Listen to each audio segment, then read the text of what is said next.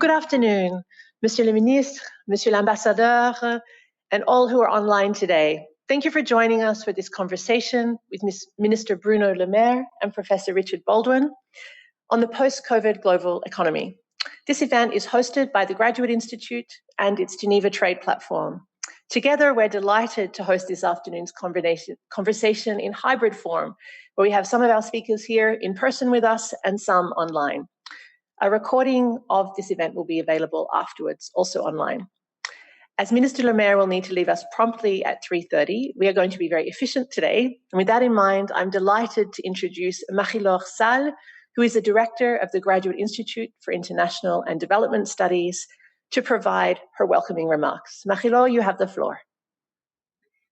Thank you very much, Caroline. Monsieur le Maire, Monsieur le Ministre, I'm very honored, very happy to welcome you at the Graduate Institute in Geneva, or rather, you welcoming me. Cher Monsieur l'Ambassadeur, dear colleagues, ladies and gentlemen, thank you all for joining us today. The first and the only time we met, Monsieur le Maire, was a few years ago. I don't know if you will remember. It was under beautiful sunshine at the Napoleon's conference in Arles. It very much feels like the world before. Very efficient today. And with that in mind, I'm delighted to introduce taking for granted that the world was as it was and that it would remain essentially so. Naturally, we did speak about big issues. We spoke about climate and environmental threats. We spoke about the risks that digital technologies may represent for our democracies. We talked about the deep economic, social, and political consequences of widening inequalities. Yet, it seems to me that we talked about all these as possible futures, not as real presents. The last year has marked a radical turning point in that context. The challenges we discussed then are not of the future, they are with us now, today. The global health crisis is not only itself a huge challenge, but it is actualizing, one could argue, key questions that were already salient well before March 2020. Do open economies make sense when nations are closing off from one another and within themselves? Our democracies are under siege in ways that are reminiscent of times we thought were gone forever. What will emerge from this for international collaboration in the future? What does globalization mean today? The future of work will also be an explosive question in the coming years. Speaking to the survival, physical and psychological of vast portions of our societies. What is our children's future? How can they achieve lives of meaning? It is one thing to consider adaptability to changing jobs. It's another to ponder a society where jobs would become an anachronism. In the context of digital disruption, Yuval Harari has repeatedly warned us since 2017 about the move from the working class to the, I quote, useless class. Is Harari's prediction becoming even more likely in the post-COVID world? The responsibility of decision makers in this context is heavy. And we are very lucky today to be hearing from you, Minister Le Maire, you who are yourself directly and gravely, I would add, confronting these questions and so many more. Monsieur le Ministre, encore une fois, un grand merci à vous d'être ici aujourd'hui avec nous. To reflect and discuss further the Minister's remark, he will be joined on stage by our own Richard Baldwin. Richard is Professor of International Economics at the Graduate Institute, the co-director of our Center for Trade and Economic Integration, and naturally, as you all know, a prolific author. Let me finish on a few words on the Graduate Institute. The Graduate Institute Geneva was born with the League of Nations. As an academic entity specializing in the then emerging questions of international collaboration, we still have three key functions. We do research on global challenges, international governance and development. We train future generations of decision makers in and around the world of international collaboration broadly. And we provide a forum for academics, practitioners, and a broad diversity of voices to debate and to work jointly. This afternoon's event has been organized, as was mentioned already, by the Geneva Trade Platform, which supports informed, accessible, and inclusive conversations on international trade and the global economy. Let me thank the entire team for their work and Dr. Caroline Beerbeck for the moderation role that she will be playing. Without further ado, Monsieur le Ministre, merci encore, welcome, and the floor is yours.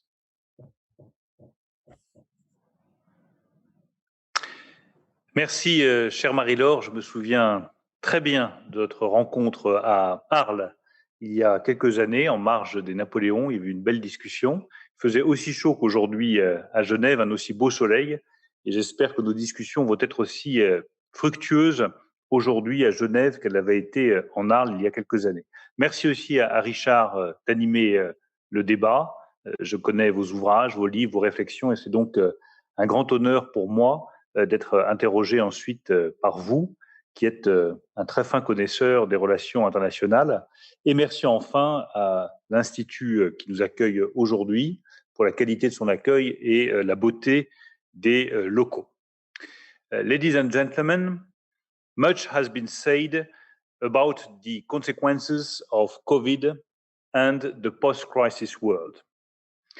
I will therefore share thoughts in all humility. One area to which the precautionary principle should definitely apply is politicians' speeches. Politicians often predict things that do not actually happen, while they unwittingly trigger events that they had not foreseen. This is why I will limit myself to sharing with you one thought, 4 beliefs, and 1 wish that I hope will not be wishful thinking.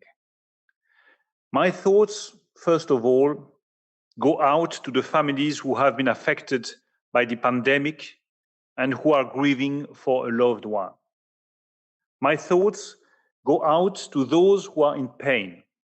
They extend to caregivers, nurses, hospital staff, all those remarkable men and women who are close to burnout, yet who still devote themselves to us.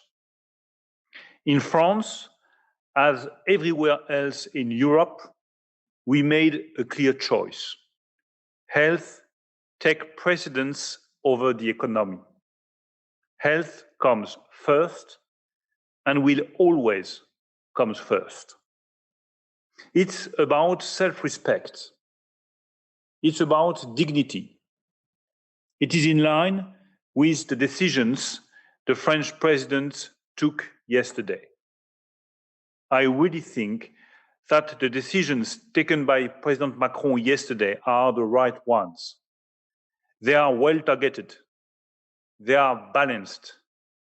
They achieve the right balance between health protection and economic activity. I will give precisions about the impact of those decisions on economic activity and growth in France by the end of the week. I also want to share 4 beliefs. My first belief is that we have learned the lessons from previous crises in Europe. In Europe, we did not repeat the past mistakes of 1929 and 2008. We did not let down our businesses or our workers.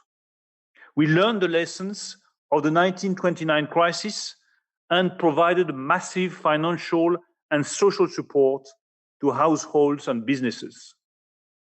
Emmanuel Macron's "whatever it takes" is what has saved the French economy. That will allow for a stronger rebound once the pandemic is behind us. If the handling of the health crisis can be open to criticism, the economic and social response has been robust. We also learned the lessons of the 2008 crisis. We did not and should not rush to restore public finances. We extended the general escape clause to 2022. Let me be clear. Our priority at the European level must be to come back as early as possible to our pre-crisis GDP level, not to achieve fiscal balance. Time will come when fiscal balance will be the thing again, but not before growth is back and steady. Fiscal balance should by no means take precedence over growth. My second belief is that there is no such thing as a post-COVID world. There is only one world, our world, a world that proved vulnerable during the crisis, a world each of us shares responsibility for. For centuries in Europe, we considered the Earth to be the plaything of our technology. We have relentlessly tapped into natural resources. We have drawn on our reserves. We have tried to shape the world to our advantage. We have acted as if resources were inexhaustible, as if regeneration was infinite. In short, we have taken our Earth for granted. The crisis has reminded us just how vulnerable the world is. It has shown us that living forces can turn against us and transform the world into a very hostile place. A very hostile world is no longer a home, it is hell on earth. The environment is the most pressing issue we will have to face over the next centuries. Should we then abandon scientific progress? Should we let the world return to its natural state? Certainly not. Undomesticated nature is just as much of a hell. An untamed natural world is fundamentally inhospitable and dangerous. Nature is by essence indifferent to mankind. No, what I mean is that we should use technology to reconcile progress with sustainability. We must pave the way for people to live healthier and longer lives without making the earth pay for it. We must use our brain power to draw on nature rather than exploiting it, to preserving the environment rather than destroying it. I will take one example to illustrate my point: energy.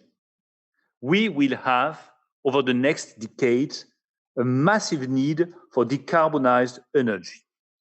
We will need to rely on decarbonized technologies to produce such energy. This means renewable energy sources, of course, but also nuclear energy. France, therefore, will continue investing in nuclear power. And we are not the only ones. Among European countries, there are Hungary, Romania, Slovakia, and Poland, and worldwide, China, India, United Arab Emirates. France is putting forward €500 million in its recovery plan to advance research in this area. We believe that nuclear power is part of the solution to move towards decarbonized electricity generation, and we want it to be recognized as such in the European taxonomy. This will not stop us from investing heavily in other disruptive technologies such as hydrogen. We will invest €7 billion in hydrogen technologies as part of our recovery plan. Together with Germany, we want to hasten the development of hydrogen power in order to decarbonize industry and for transport. What conclusions do I draw from this specific example on energy? Innovation. Innovation is the only way forward to reconcile technological progress with sustainability. Innovation is the key to our future world. Innovation is our Swiss Army knife. It allows us to fight global warming by observing the Earth thanks to Copernicus, to manage energy use thanks to artificial intelligence, to produce clean energy thanks to hydrogen, to develop new nuclear technologies by investing in small and medium-sized reactors. My third belief is that trade alone cannot solve everything. It goes hand in hand with optimizing productive independence. We need trade for growth. Trade is part of what makes us prosperous. But autonomy is also part of our prosperity, and independence is invaluable. At the height of the pandemic, public hospitals in developed countries became aware of a key reality. We remain dependent on the production of foreign continents for critical goods. We lacked personal protective equipment. This dependence affects other strategic sectors for our nation. We lacked semiconductors for the automotive industry, batteries for our electric cars. We, Europeans, in a dramatic shift in global powers, have become dependent on Asia and China to sustain our daily life. This dependency is dangerous. It is politically unacceptable. It makes us economically vulnerable. So the crisis was also a salutary wake-up call. However, rejecting trade altogether is a false solution. Globalization can serve us well, including to improve economic resilience when caught up in economic crisis. It enables us to diversify suppliers. It gives us access to the world's best innovations. Globalization is here to stay. The fact that the level of trade is already back to where it was in 2019 is alone proof of this. This is a fact. We have a French expression that would literally translate into, "It is in the cork that you see the wine." I might add, it is with a container ship blocked in the Suez Canal that you know how much global trade has resumed. What does this wake-up call mean? It means we need to identify strategic value chains and make sure we secure their development on our European and American continents. Biden's America has started such work. Whatever we may think about it, the American stimulus plan shows ambition, and the return of US ambition is a good thing for the rest of the world. It is a good thing for Europe. The best response to US ambition is not to fight US ambition. It is to match it. Europe needs to challenge itself like America does. It needs to be ambitious. It needs to be bold for our competitiveness, our jobs, our innovative capacities. Europe must do more and can do more. We should not get bogged down in complicated calculations about whether we should revert to fiscal discipline in January or in September or in December 2022. Our ambition should rather be to revert to strong growth and good jobs for everybody. Europe, under the leadership of France and Germany, has made more progress towards shaping a common industrial policy in the last 12 months than in half a century of existence. This is a very positive outcome of the crisis. Europe is now working on identifying strategic value chains. It is open to public support to foster industrial development.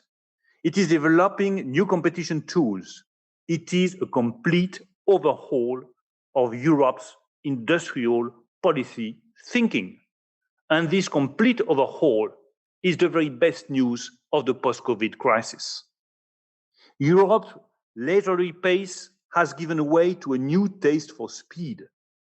In a time frame of less than 2 years, we will have agreed on important projects of common European interest on electric batteries, on semiconductors, on sovereign cloud, and on hydrogen. And we are working on new projects in health and biotechnology. we should not be naive. We should not underestimate the challenges that we will have to face. Today, TSMC, the Taiwanese leader on semiconductor, just decided to invest $100 billion over the next 3 years. $100 billion. We will have to work with TSMC if we want to be successful on semiconductors. Europe has also scaled up its level of ambition. We must dare to be ambitious. Europe must dare to be ambitious and to have great ambitions. We are not a small continent, we are a big continent. We are a rich continent. We have know-hows, we have technologies, we have the best universities. We must have ambitious, we must stay ambitious for the generations to come. We will only set one single limit to our economic ambition, global warming. When we launch an IPCEI on semiconductors, to come back to this key question, we prioritize funding of semiconductors above 10 nanometers. But we stand ready, as I just said, to cooperation with Taiwan and with TSMC on semiconductors below 10 nanometers. We are considering deploying a low-orbit satellite constellation that would compete with US and Chinese constellations. We are reflecting on the next generation of launchers. With the fight against global warming as our compass, Europe must reconnect with its questing spirit, with its love for progress, with the willingness of doing better and the determination to be the best. My fourth belief, we are entering an era of national empires. The British are an eccentric people. The latest eccentricity of this old empire was to leave the European Union at a time when the European Union was more necessary than ever before. They choose splendid isolation when we choose the splendid unification of our strength. They grieve a dying empire, the Commonwealth, but do not dare to contribute to a nascent one, Europe. It's a pity for the UK. It's a pity for us, Europeans. We needed the UK, especially in the field of defense. The Brits tell us that the slow vaccine rollout does not argue in favor of Europe. But let's look beyond the jabs. Let's look at the balance of global powers over time. What does shape global powers? 3 strategic elements should guide our policy choices in the coming decades. Number 1 is demography. There is no power without a dynamic demography. Aging is costly. Public policies should in no way neglect demography. Number 2 is technological innovation.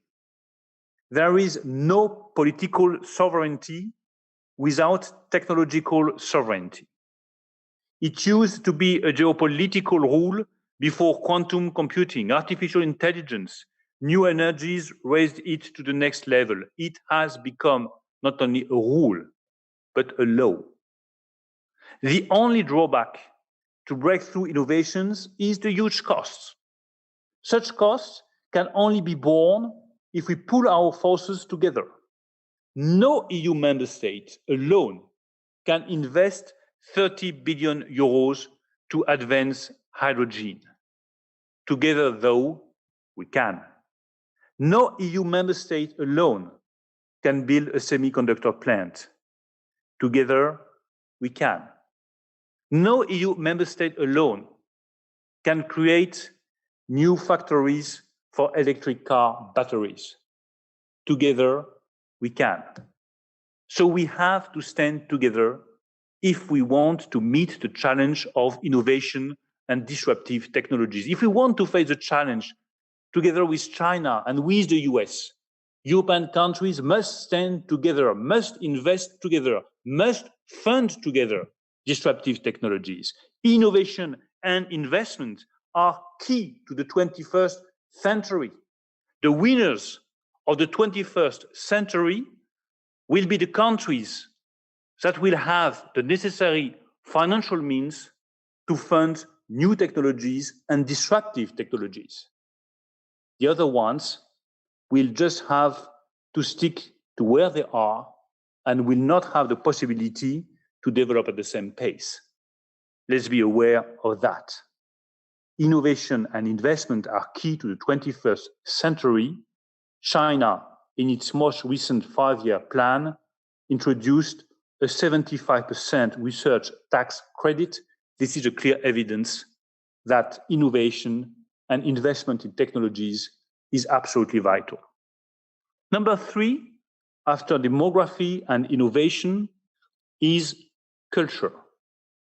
There is no lasting power without a strong culture. We are impressed by China when it defends new Silk Roads. We are aghast when they abuse Uyghurs.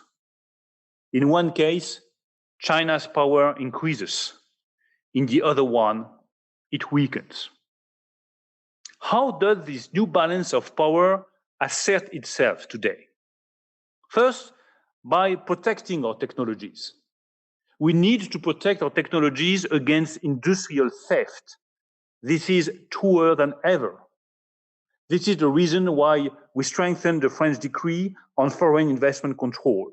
This is the reason why we see similar arrangements flourish elsewhere in Europe, as they have long existed in the United States. You cannot explain to your public opinion that you are investing so much public money to feed research on technologies and then let these technologies being theft by other continents and other powers. We must stand for the economic and societal choices we make. What is the point of decarbonizing our economy if production moves abroad and we re-import heavily carbonated goods? This is why we need a carbon border adjustment mechanism in Europe. That's just the point I explained this morning to the new General Director of the WTO. Last point, who will belong to this new club of national empires? China and the United States, obviously. Russia, by default. Turkey, by influence. And the European Union too, if it becomes aware that history does not wait anybody. This is a sprint in which hesitations or delays in starting, implementing, and decision-making are clearly disqualifying. Let's be aware of that. We cannot wait. We have to decide, and we have to decide right now. Europe must assume political authority. Europe must stand up for its values, for its democratic ideals, for human respect, for combating global warming. Europe needs to find ways to act faster. Europe must be aware of its values and must be capable of defending them.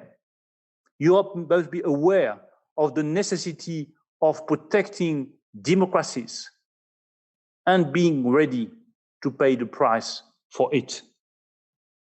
Is that possible only as a federated Europe? That's a question that will arise very frequently, but I do not believe so. The US cannot be the reference for European integration. Can we fully integrate while fully respecting individual nations? I believe so. We have to find ways to live with this paradox that is inherent to the European Union. An increasingly integrated Europe, yet made up of strong individual nations. We are a continent of nations. We have a history of nations. And we are made of different memories, different national memories that build a new political model, which names is Europe. European integration can and should only come about with the full respect of the individual nations that comprise it. What have we learned from the crisis? We have learned that clear and resolute choices will yield the best results. We have been successful in protecting our economy and in providing the required fiscal support, thanks to what? Thanks to the European Central Bank and the integrated euro area. Either we move towards such resolute choices, which must lead to a qualified majority on tax matters, to a common budget for the euro area, to fiscal solidarity, fiscal integration, to a banking union, and then we will play in the 21st century big leagues. Or we keep hesitating between paths, and then we will disappear. The European Union was not meant to become the Soviet Union of the 21st century. It was not meant to collapse because we would not have been able to make bold and clear-sighted choices. There will be two national empires in the 21st century, China and the United States. We can build all together an empire of nations, Europe.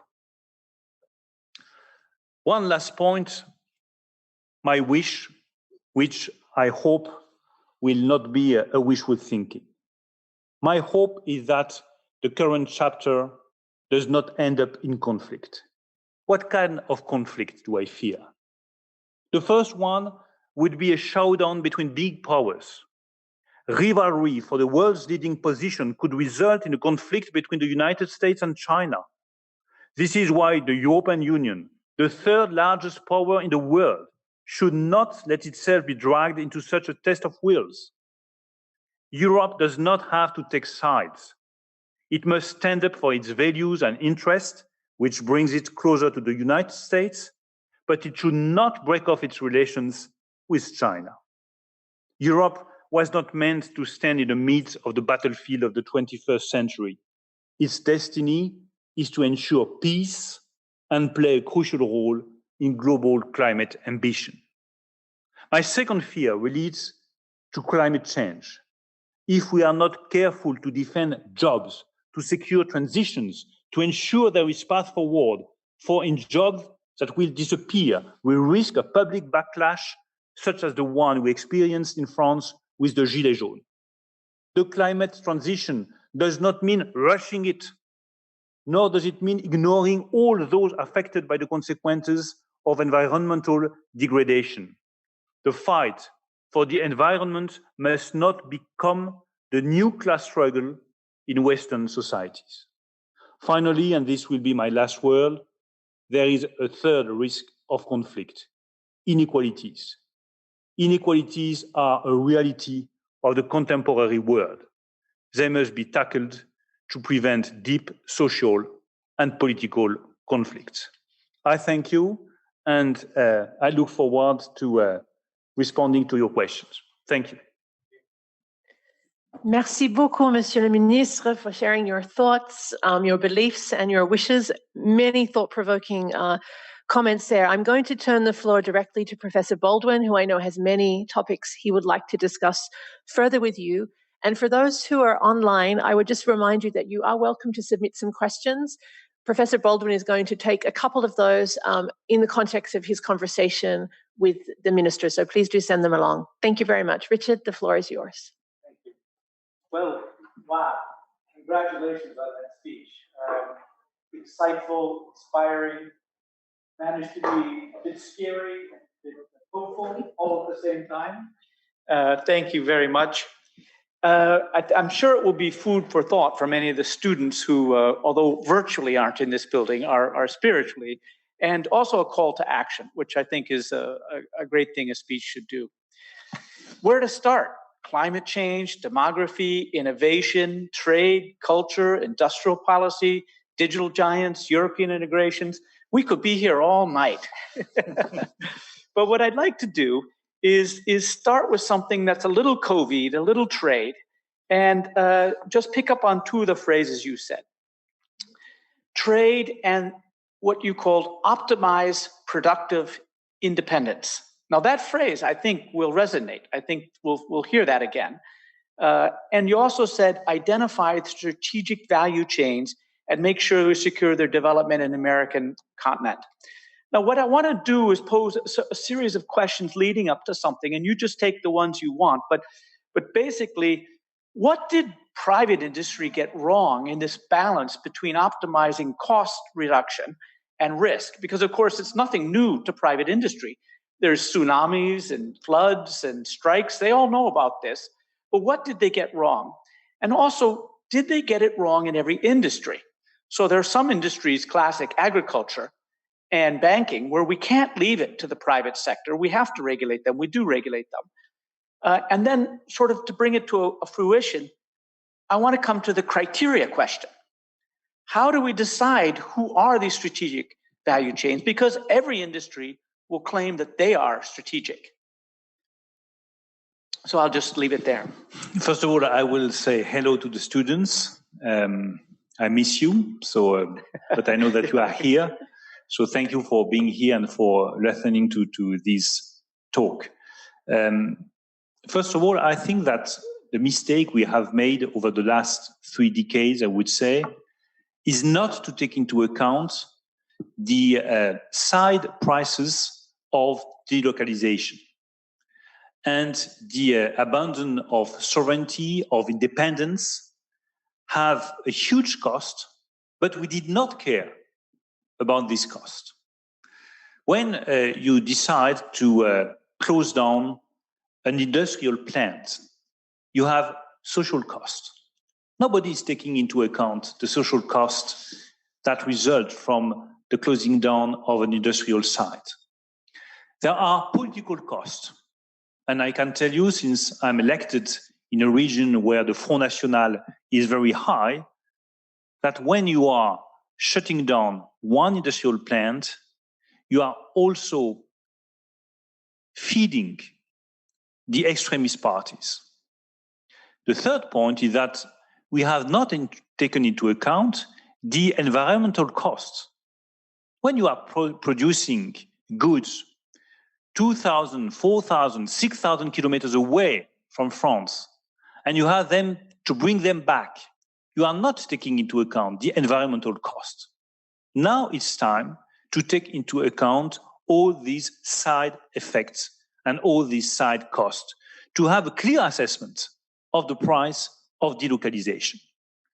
Does it mean that we will have to relocate all industrial activities? Of course not.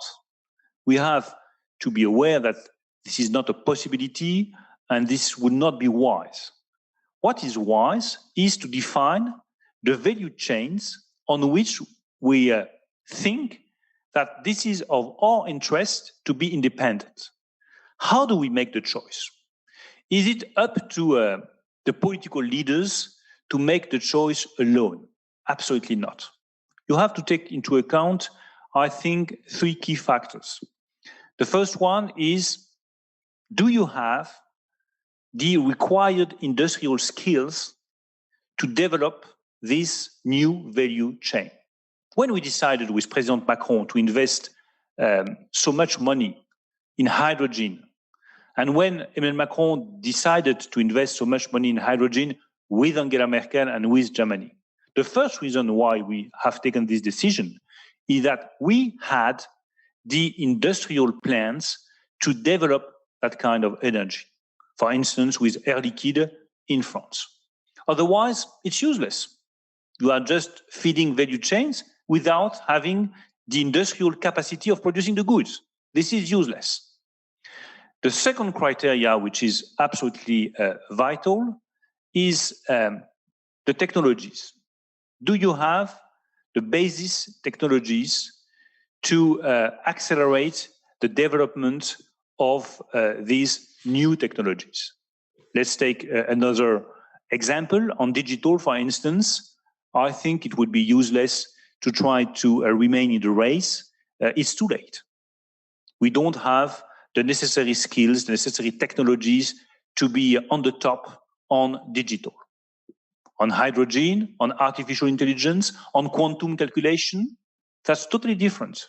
I think that we can remain in the race because we have the skills, we have the know-how, and we have the people that are required, the universities, to be at the top. The third key question is the market, of course. Even if I'm a French minister, I believe in the state, but I also believe in the market. And I know that developing some new value chains without having a market to absorb the production and to absorb the goods would be totally foolish. When we are developing, just to keep the same example, when we are developing hydrogen capacities, this is because on trains, on cars, on aeronautics, we know that there is a market and that this market should be in less than 10 years mature, and that it will be very useful to have our own green hydrogen produced either in France or in Germany. Thank you very much. So now I'm going to pivot to something a little broader and maybe oriented towards the students. In your remarks, you painted something that somebody might call a new Cold War in the near future even, a showdown between big powers, between club of national empires. You use the word empires. Now, how should the HAI students prepare for this world, or more generally, the young people who are entering a world which, we didn't see? Actually, I'm old enough to have seen the old Cold War, but this seems like a new thing. And especially this idea that you don't have to choose a lane. It's not the US lane or the Chinese lane, and we definitely don't want to stand in between. How should they prepare for this world? I think that they should choose the European lane, which is a very singular one.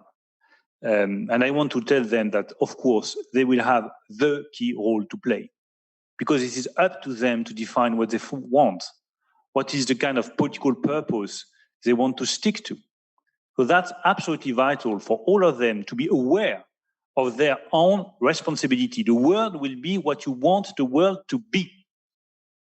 And do not hesitate to say, well, that's the kind of world we want to have. That's the kind of world we want to live in. This is up to you to take your responsibilities and to say very loudly what you want. Coming back to China and the US, this is, of course, the most important strategic question for the next decade.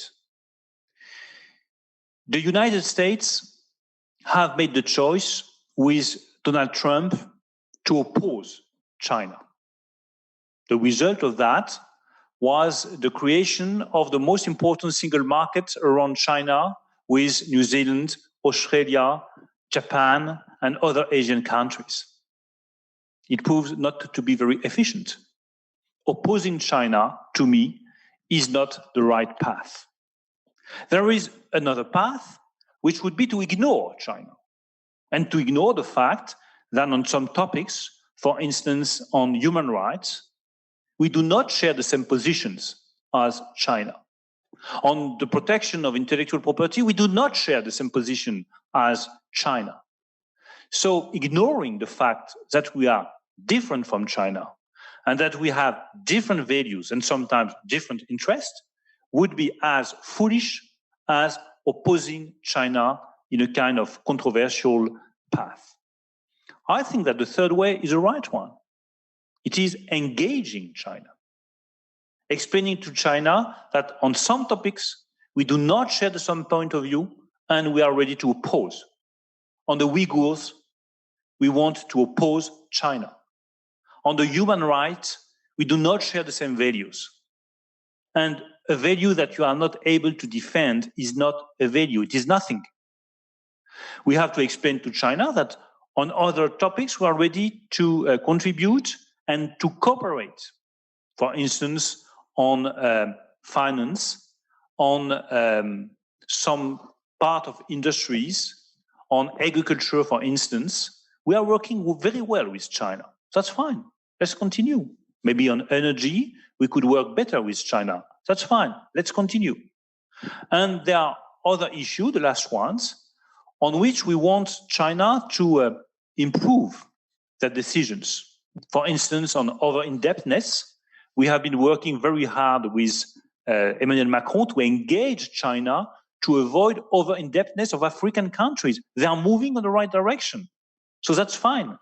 And I think that this is the right way of proceeding, engaging China, not opposing them, not ignoring them, but trying to improve the cooperation between our two continents. Thank you. Yes, in some sense, finding the interface between these two very different systems, realizing that they're never going to be the same, but they have to live together. I think that's the Of course, perfect. you're right. So let me turn to some student questions, which I have here. One from Jose Alman. He points out that COVID has greatly increased our reliance on digital just about everything, and led to some fears and anxieties ranging from cybercrime to privacy. So what should governments do about this heightened reliance on digital? Has the technology outrun the governance? This is, of course, a major issue, and thank you for the question. You have to decide if you want to be led by democratic states or by digital giants. The difference between democratic governance and digital giants is that you can get rid of your government. You cannot get rid of the digital giants. So that's why I think it would be wise to put regulation on digital giants. It would be fair to impose a fair taxation on digital giants. You just said, and this is the truth, that the single economy that clearly benefited from the crisis is the digital economy. They have made huge profits from the crisis. Well, that's fine, but they have to pay the same level of taxes than small SMEs that are suffering from the crisis and that are still suffering from the crisis. You need regulation. You need, of course, fair taxation of digital giants. Nobody can understand why the biggest companies in the world, the digital giants, are not paying the same level of taxes than the smallest SMEs here in Geneva or in Italy or in Spain or in France. That's something totally unacceptable, and I hope that we will find a compromise on this key issue next summer within the OECD. And the last point is to think about the fact that there are giants, and this might raise some difficulty vis-à-vis the competition rules. And I'm very satisfied that the new Biden's administration is putting the question on the table. We have a problem with the competition rules when you are looking at the situation of the digital giants. So these are, to me, the three key points on which we must move on: regulation, taxation, competition rules. Very good.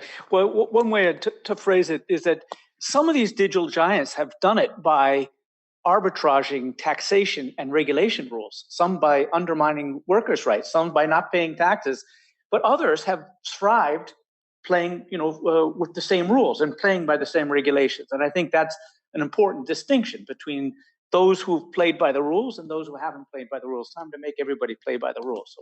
You're right, and the key issue is that the rule is a rule when it is adopted and respected by everybody, not by only some of the digital giants, but by all the digital giants. Thank you. So I have, I don't know if we have time for one more question, or are you going to close out? One more. One last question. One last question. They want to know what's the role of the higher education sector in your vision of the future of Europe? The first role, I would say. Clearly the first role. If we want to stay in the race, if we want to be independent, if we want to have our own technologies, and if we want to provide technologies to fight against climate change, I think that universities, education, skills are the most important issue. And that's very difficult because when you are investing, for instance, in an electric car batteries plant, you can see the result in less than 2 years. You had nothing before, And after your investment, 2 years later, you have a plant, you have 100 workers, and you can see the consequence of your decision.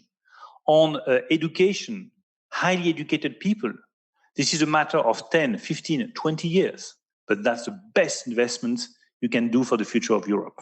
Thank you very much. Thank you. We're turning it over to Caroline, who's just going to close. Wonderful. Thank you very much, Minister Le Maire and Professor Baldwin, for such a thought-provoking conversation on the future of the global economy. I know many of the students listening in today, and also my colleagues in the international community in Geneva, will especially appreciate the emphasis that you have placed, Minister, on the vision, the future vision for Europe, and also on the importance of a global economy that better addresses inequalities and uncertainty that so many people around the world face, and also the environmental crises that are so important, especially to the younger generation. So I really appreciated also your emphasis that economic policy making and trade policy making should be driven by public values and public policy goals. And I think here in international Geneva, it's important for us to recall that many governments around the world share the same concerns about public health, about decent work, about environmental protection, about sustainable development and national industrial development. The challenge for us here and the students we have at this institute is how can we cooperate internationally on these shared goals. So on behalf of the Institute, I'd like to thank you so much for taking the time to be with us today, to share your ideas. It's really been an honor to host you. And to close, I'd like to encourage any of you who enjoyed today's event to please sign up on our events list for future such events. Thank you so much.